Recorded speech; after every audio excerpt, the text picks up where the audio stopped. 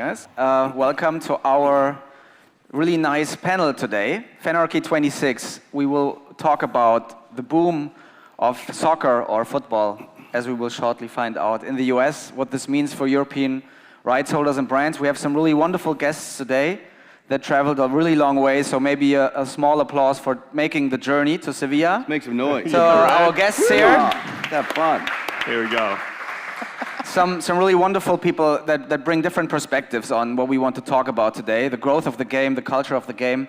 Kay Bradley, VP Marketing from US Soccer, overseeing the growth of the game across all boards, the grassroots side, the professional side.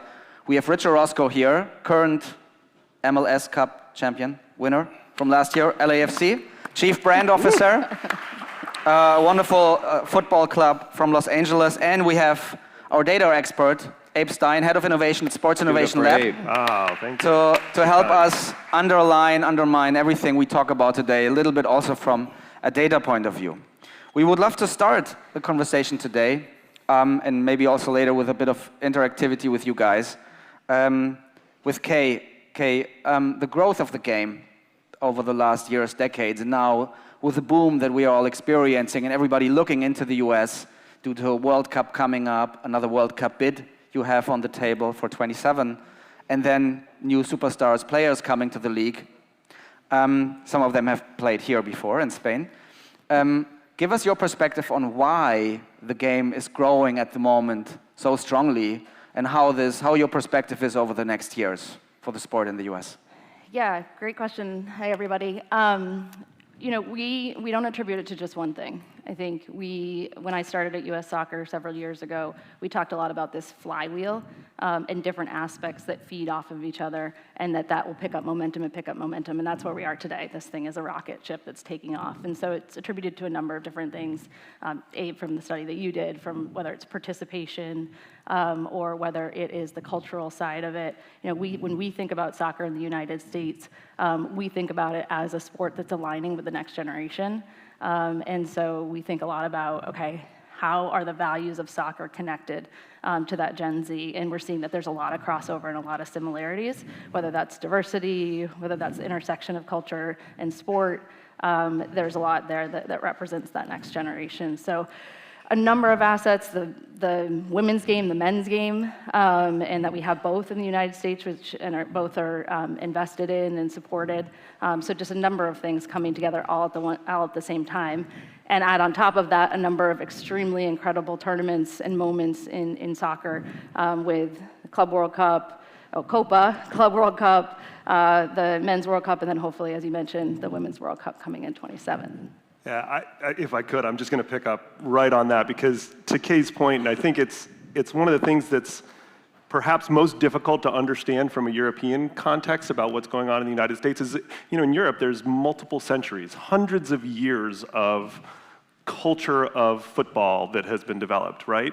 And in America, it's like we have some history, but we're a little bit like a rowdy teenager. You know what I mean? Like, we're still figuring it out. We're a little like trying to figure out what our own way, which is probably like the most American thing that I could possibly say too, which is like we're the rowdy teenagers in the world of football. So apologies already. I'm probably going to sound very American this whole time, but I do think that that's the case, and it's no one thing. It's messy. It's why we called it Fanarchy. It's why we're trying to figure it out.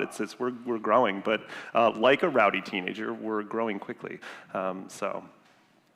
It's amazing. Rich, your perspective on the growth. Yeah. You have been growing a club from scratch, from day one.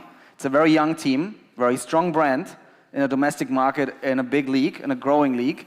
And now you're putting yourself up on the map. You're here with your beautiful hat in Sevilla. But what's the story, and what's your perspective on the growth of the game from an MLS team point of view? For those who don't know, LAFC, we are 6 seasons in. And what's really exciting is we did start from zero. No stadium, no players, no colors, and what's exciting about MLS right now is we finally have a product on the league side that is an incredible experience. So on the national team side, in the U.S., we watch the World Cup, and it kind of ignites fans around the national team. But let's say 10 years ago, there was not 10 amazing markets with MLS where if we piqued your interest with the national team match, where would I go in Kansas City?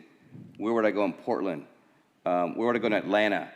And now LA. We have 2 great teams in one city, which is big. And so for us, I think it's a super exciting window because finally on the league side, there are football experiences in the States that any of you here who have a European club or from around the world, like if you come to an LAFC match, what we've created collectively, this is with the fans and the community and our owners, is something that you all would love because we were hyper focused on the world's game. You know, we called ourselves a football club because we wanted, whether you were English in LA or German or Mexican, we wanted you to know that we were not Americanizing this new club in LA. And I think that really resonated with people because LA is so diverse and there are people from around the world. So we wanted to speak to the world with what we're working on. And also it's a hyper mashup of what is great about LA culture that I'm sure a lot of people in this room are very curious about or enjoy visiting the city. So super exciting time. Again, the national team, following national teams as charged up Americans every 4 years, but we didn't really have a place to land, 10, 15 years ago. That was super exciting, and now it's happening. Charlotte's a new franchise, amazing, packed. I think their first game was 72,000 fans. St. Louis has done an incredible job. The stadium's packed in a big football city in St. Louis, and we're very proud of what we've accomplished at LAFC. And what's exciting for us now, as far as growth, is you can create, a great community. You can have an amazing fan base, but we all know until you win that trophy, things are different. So thankfully, we won our trophy in November, the league title, the MLS Cup, and I think those of you know the format with the Mexican League and MLS is we have a playoff format. So we've actually won the league twice, but didn't quite have the big major earned media that we've done that. But so the MLS Cup in November was huge, but our future is bright, and we're very excited. Talking about growth, and then you representing one market, one team in a really big market. Obviously, from a European perspective, the question is where to start, or where to finish, and when to finish. Abe, from your perspective, also looking at Fanarchy report and the data, there is so many markets in one market, and what's the magic behind it, and where's the growth? Where to start? Yeah, and Rich was touching on this. One of the most compelling things about the United States is because it's such a big country, we cannot approach it as if it were just a single market, right? There are multiple markets, multiple cities, and each of those cities is drastically different from one another. So any club, any brand that wanted to engage in the United States could not lift the same strategy for Chicago as for Los Angeles, because those two fan bases, though they may share things in common, are not one and the same. And they don't care about football in the same way, right? And they don't practice football in the same way in terms of what fan culture looks like. And so a big part of our research is trying to take the big, see what the whole trend is, and I mean, there's some interesting data on that too, right? Our most recent data shows that only about a quarter of the total US population, anywhere between 24% to 28% of the US population is a fan of football. I mean, again, think about that in a European context. I mean, there's so much room for growth, and so we're not talking about convincing an existing soccer fan, excuse me, I'm gonna do that a lot, convincing an existing football fan to care about your team. It's how might you get them to be a brand new football fan, and what would that look like? Why should they care about you and not another team or another brand, right? Which should be their first football love. And so, understanding that there's a lot of room for growth across the board, and then it's going to be different in each city as well too, and where that growth comes from in each location. Yeah, and Abe, that's something that we face a lot being the national team, right? So we have the work cut out for us to be a national brand, but then also we play in specific markets. So we're going to Chicago or we're going to St. Louis. And so what we're tasked with is how do we connect with universal themes that all soccer fans care about, and then how do we be hyper-local when we're in those markets, and how do we go to that market and build those relationships over time. It's not about us just coming in. They like to call us the traveling circus because we go all around the country, but we've learned over time that it's not just about bopping in and bopping out. We really have to build those connections over time and have meaningful relationships in those cities so that when we do show up and we do come back, people are ready for us, they're open, and they're receptive to the sport and to the national teams. Talking about growth and then also about the ecosystem, okay, you guys just launched a big project in Atlanta, also potentially connected to a big partner of yours.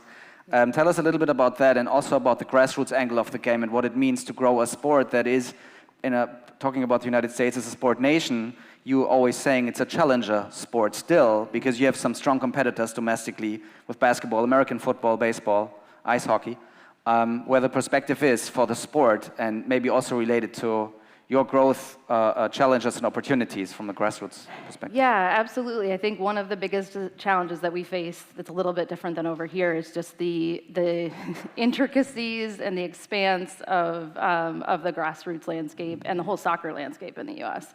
It's very multifaceted, so one of the things that we're trying to do as a federation, especially as we lead into some of these big sport energy moments with 26, 27, 28, is to align the entire soccer ecosystem for growth of the game. And so that starts the National Training Center, which we announced last week, is just the beginning of that. And so a place where all people from all over the soccer ecosystem, whether it's USL, MLS, NWSL, or grassroots clubs, can come together and have a home. And we've never had a home for soccer in the United States. So that's just kind of the tip of the iceberg. And as we start to build out what we're calling, for now, our legacy campaign, but there'll be more on it in the future, is about how do we bring together the entire ecosystem to make change for soccer, but also thinking bigger around how do we improve lives of kids, of communities, because it's really important to us as a sport and one of the hallmarks of our values that we will be leaning into and hope that other brands and other clubs will be leaning into as well with us. Amazing. Talking about grassroots, what I love so much about LAFC as a fan is you guys really started to build that club and a culture without the legacy piece, but from scratch, bottom up. So maybe from that perspective, knowing that LA is a specific market, could you give maybe a formula or advice or guidance to clubs coming, all of them, from overseas to the United States, trying to build fan relationships?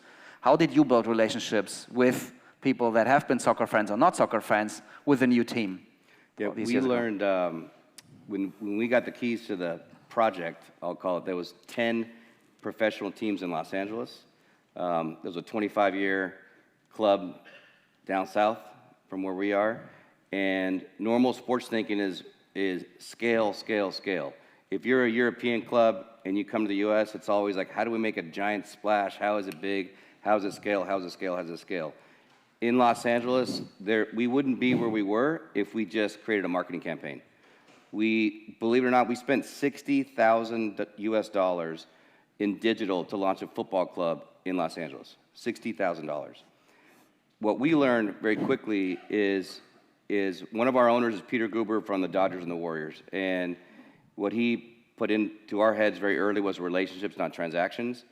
I come from content before sport. I come from television. So what we learned was, a lot of major properties, and I'll say any European club coming on a tour, like there's not a lot of patience for grassroots.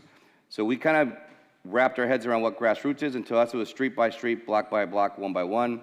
If you want to create a movement in any industry, you have to have grassroots patience to have those touch points, to build relationships. But where we are all lucky today is we have content. So I would much rather shoot us four in the States talking about football. We have our German friend Robert come into town, and we talk about Hamburg and FC St. Pauli, and I'd rather put this in a video because somebody in this audience is going to watch that video and say, these people are doing it different. I want to be a part of this.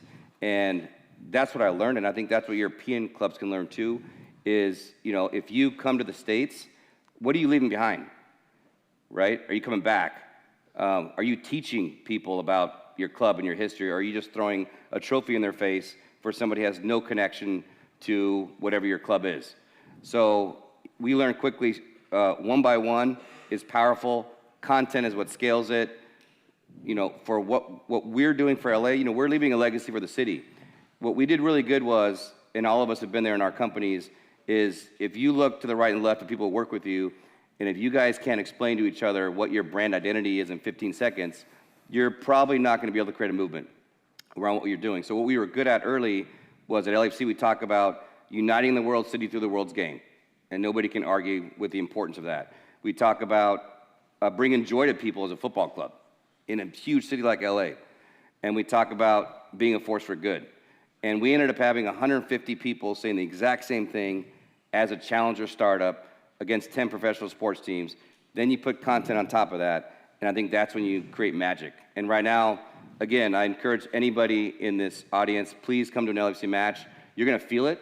And you're going to feel that it was not created by a marketing campaign. It was reverential to the culture of world football. It was reverential to the city, and it's something to be proud of.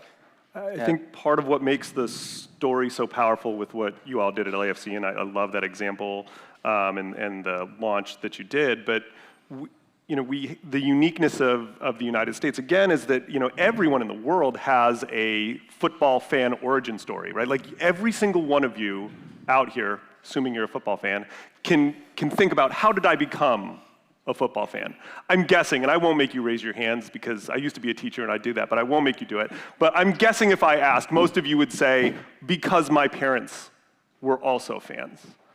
We don't yet have that generational thing in the United States, right? And so everyone has their own origin story, and that was a big part of what we did with Fanarchy 26. Our biggest persona is fan of the national team, right? The success of our national teams, and especially our women's national team, drove a lot of fandom in the United States, which again, very unique in and of itself. But then we also have a phenomenon, the pop culture phenomenon, right? I mean, I'm sure you've all heard of Ted Lasso, right? There's pop culture, David Beckham came over, right? There's stories of pop culture phenomenon, some of your ownership group as well, huge pop culture icons that are driving interest and engagement and attention and fandom. And so understanding, and I think that's what part of what you did so well, is by not just having it be a blast campaign, but truly making connections, forging origin stories with your fans. Like that's how you do it. That's how you grow.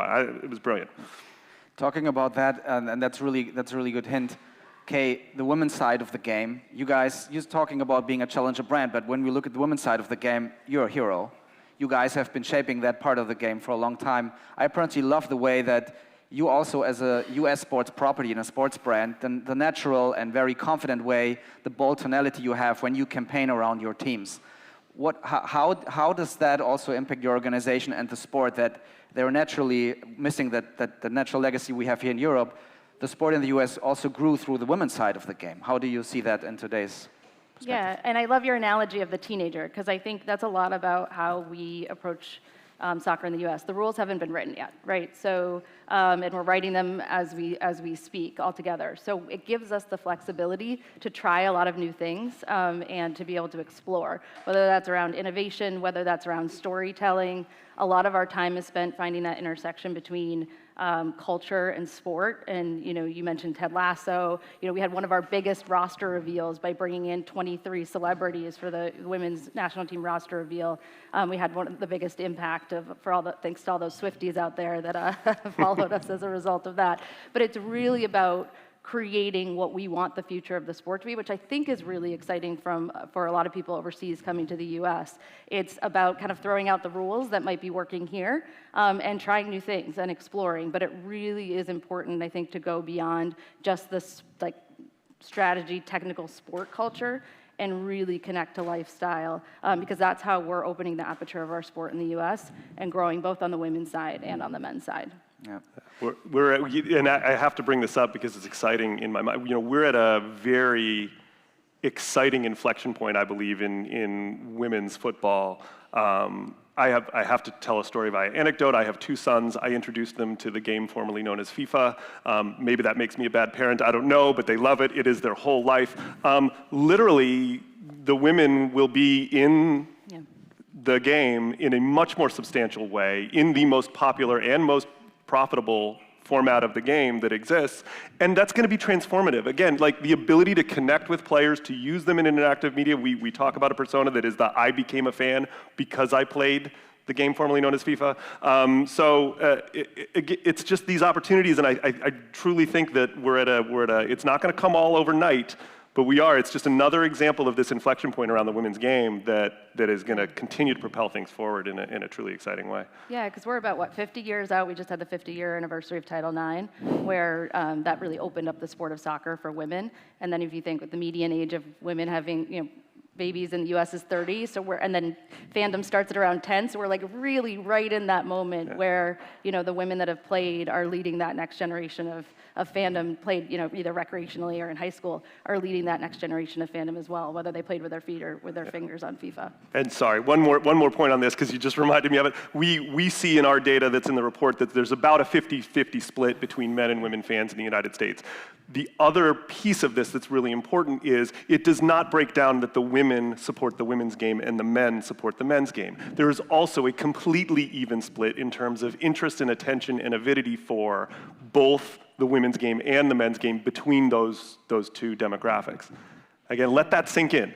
50-50 split. I don't imagine you have that in other parts of the world. And then a very even distribution of attention between both people who identify as men and people who identify as women in terms of attention and care for both the men and the women's game. That's profound. And sorry to build on that one more time, because I think this is really interesting too. So when we build campaigns for the women's national team, we don't build them for women. We build them as for fans of the women's national team. So we're tapping into those insights as opposed to just insights are solely around women, because that split men and women.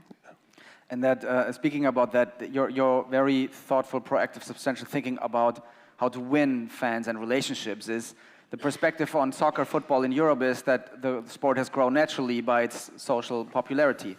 Rich, looking at all those teams, and you were talking about the magic and the formula, all these European teams coming to the US, I personally do not remember, recognize any of those teams doing something extremely amazing and unique and different.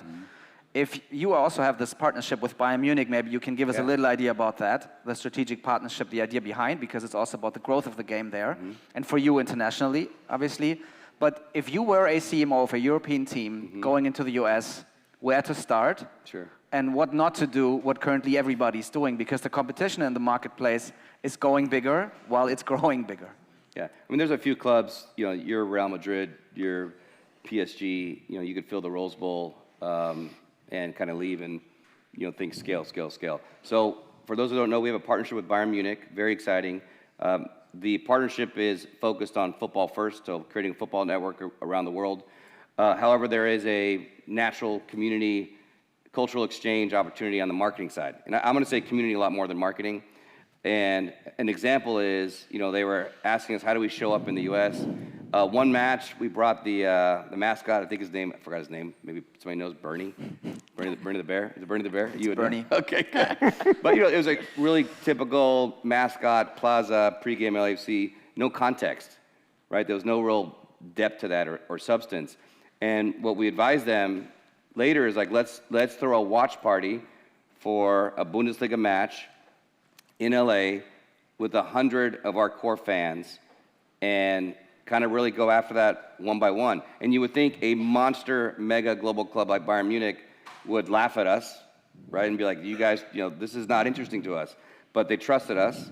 And again, what I preach is content, and staying consistent. And we had a great recap. It was an amazing morning in LA. And for global clubs, for a CMO, I think Americans are culture curious about what this football thing is. Nobody hates on football in the States. And if they do, they don't know about it. You have an opportunity to educate them. When we went to the Sevilla match last night, I asked 100 questions. I wanted to understand the difference with a Bético and a Sevilla fan and just get in their heads. And then we're seeing the songs and the rituals, et cetera.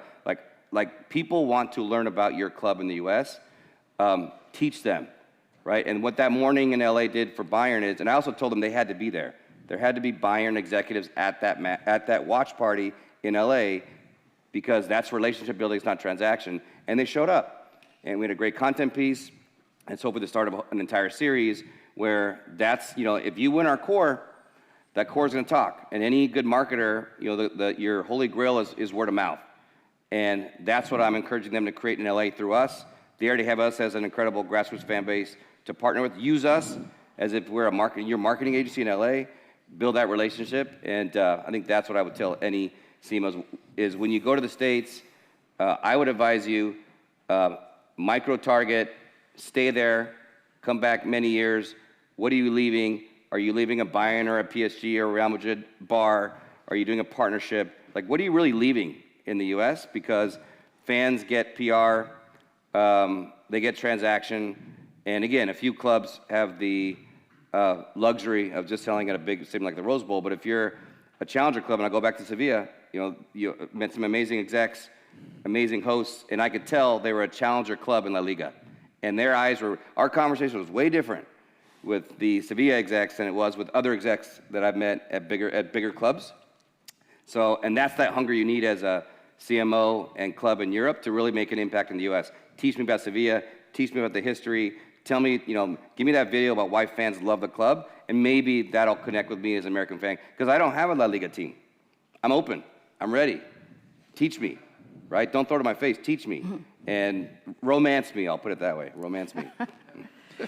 Let's talk about teaching also, and maybe sharing before selling. And I think one important aspect also here is for the drivers of the ecosystem, the brands, the sponsors, the advertisers. The US being also famous for some of the greatest advertisement and commercials all over the world. Okay, you guys lead some really strong national partnerships with some big global brands also. And also for clubs to monetize their presence, international teams monetize their presence in the US. Obviously, sponsorship is a revenue source they want to hit as well. So what are the perspectives working with brands? You're a very value-led organization, obviously. So, and can you give us a little insight and maybe also some thought starters here for everyone in the room on how to break down the commercial game on sponsorship? Yeah, I mean, you said value-led, and I think that hits the nail on the head. Gone are the days of where we're just slapping brand logos on our field boards or on our kits. It's really about building that long-term partnership with our brands, whether in VW, AT&T, Visa, Anheuser-Busch. Those are a lot of the big brands that we work with. And we've sat down, and even before they either renewed or came on as partners, it's what are we going to do together? What are we going to build? Platforms, programs, experiences. And that's the conversations that we're having, as opposed to just how is your brand going to show up in our marketing materials. And we've been able to do some really incredible things. We're working with Nike and VW on how do you bring kids from underserved communities into the sport and tie it again around our national team events and the markets that we're playing.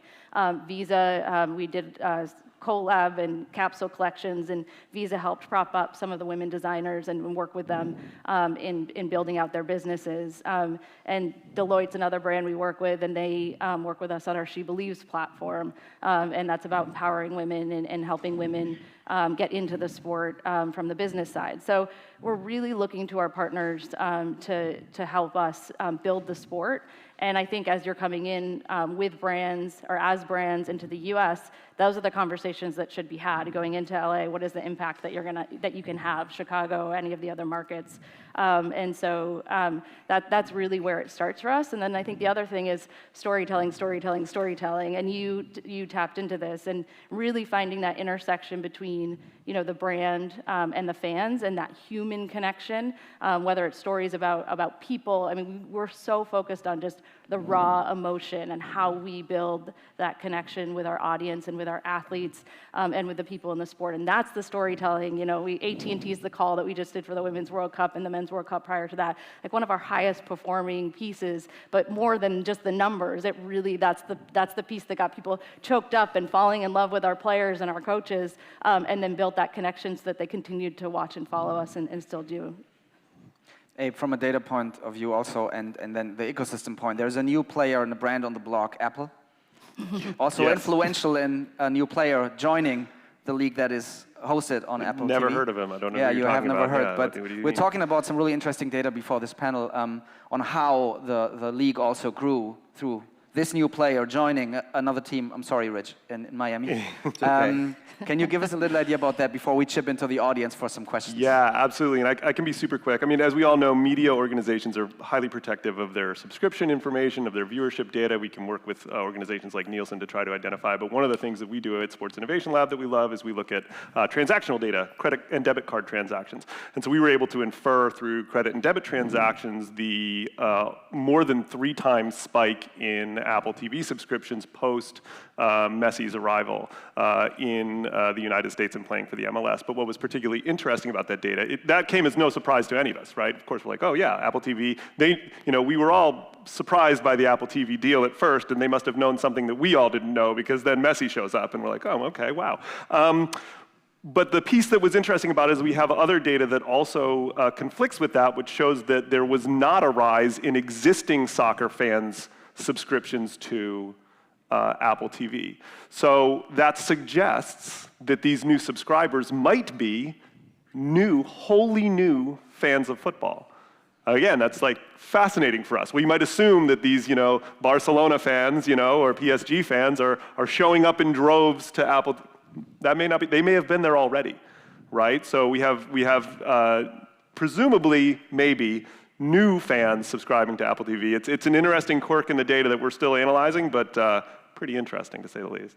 Well, we could go on about the growth phenomena and dimensions and angles probably for a couple more hours, but to use the final minutes of our panel today, please, there's any questions, raise the hands and shout out.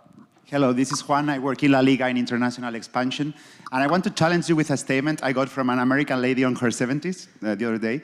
I was trying to explain her the growth of soccer in the US, Messi effect, World Cup, and so on. And she told me, look, Juan, the main reason why soccer is growing in the US is because parents are getting scared of American football because they are provoking long-lasting injuries. And the parents have seen it with American football in the past. And they are really scared of American football nowadays, and they are putting them into soccer. I don't know if you agree with this, and if you do, how much are you using this narrative, which I think is very strong, like parents being scared of American football, to try to grow soccer in the US? Can I answer that? Please. 0. Yeah. But Who was that lady? no, but Don't listen to her. don't you agree with this statement? No, First thing? it's much bigger. It's not about a helmet or a head. I mean, you had the ball in soccer, the same thing. You can get a concussion. So I don't know. I'm adamant that whoever told you that is a very cliche view of somebody who doesn't get the beautiful culture of football and why it has an incredible history around the world. So I would say it has nothing to do with scared of American football, I would say. Yeah, what we do have for separate reasons is growing youth soccer participation in the United States and a very complex youth soccer system. So there are, where she may be right, and I don't think the NFL has, the NFL has no problem, so please don't worry about them. They're doing just fine. But there are fans of a certain generation who didn't care about football, but do now because their kids played, right? Their kids know who Mbappe is, so they know who Mbappe is. They wouldn't have 15 years ago. So I think that's where she was right, but I don't think it has anything to do with American football. They're not scared. There's more questions, but I don't know if this is on. Yeah. Hi, guys. My name's Danny. I work for Minnesota United FC. I'm just curious on your guys' point of view. One of the core strategies I've seen from my studies is that youth academies and camps in the U.S. is one of the core strategies for clubs in Europe to kind of break the market here in the U.S. or there in the U.S. Do you think this is a successful strategy that they should be continuing, or something that they should be changing and doing something different, like you mentioned? Sorry, I didn't get that. You said, what was the exact question? So I think it's international clubs coming into the youth landscape. Yeah, I've noticed like the Barca Academy, PSG Academies, Bayern probably has some as well. Yeah, I think that's an aspect of it, right? I think, though, it needs to go beyond that. So I think being present, in that environment is important, and having kids, growing up wearing the jerseys. We just had PSG come to Chicago. But I think it's got to go beyond that. You've got to build the emotional connection. You've got to do the storytelling with the brand, help people understand why you matter. Because if it's just that, I think that they'll be leaving a lot on the table. So I think that's a starting point, but it needs to be much, much bigger than that. And youth academies have their own challenges as well, too, in the United States in terms of the barriers to access because of pay-to-play challenges. And so while I think it's to your point, a good place to start, I think some of what you spoke about, for example, in terms of grassroots campaigns to help elevate disadvantaged youths who should be playing soccer and should be getting into programs, but who otherwise couldn't afford is another important strategy to think about as well. I think if there's depth to what a club is doing in the U.S., that's going to have a lot more traction than if it's a marketing club that they're just trying to make money, and sell a little Minnesota kid the dream of PSG and not be real about it. So with Bayern, we have some very intentional ID camps in LA, and they're going for it. Like, this is on them, and they're going for it. So I think people smell depth pretty quick. Yeah. So talking about that, we're running out of time, but one more question, if that's possible. John Horvath here from World Soccer Management, based out of Toronto and Budapest. I can really say that the explosion of Messi into America has taken off. It was a great concept by Apple TV signing everything, and to your point, there was probably a little bit of an inside scoop there. My question to you is, obviously Messi's there. Rich, did LAFC contact Ronaldo? Because I know through my hands of Sporting Kansas, Peter Vermees, they were in touch with Ronaldo's agent, He means R9, I and they were think, supposed to go not there. CR7. You're Yeah. looking for a scoop right here? Can you probably see in the future that Ronaldo may arrive on the shores of America and go into LAFC? Please, Rich, the final time you answer a question and while you work with LAFC, it's your last. Yeah, I don't have his number, so I can't text him like the real. But I guess this window for us right now in MLS is you're going to see a lot of, I'd say the next 5 years, a lot of big, exciting players looking at a lot of us to join. So I can't talk about Ronaldo, but we've had talks with really monster players the last couple of years, and it's going to just increase for sure. We have Amazing. a few more minutes, or they're going to cut us off hard? That's. Are they using the room I after? think we are done. So soccer is on the rise. We have to jump. But thank you so much, Oh, everyone. we got one more. Oh, he's excited. Let's get one more. Well, Let's get there's one more. Hey. Hello one guys, more. thanks for your views and insight. I'm Radek from FlashScore, and I got a question. How would you attract European people to US football, I mean soccer? Because we see the trend of European clubs reaching out to US audiences and Asian audiences, but what would you do to attract Europeans? I mean, the Apple TV is the step one, I guess.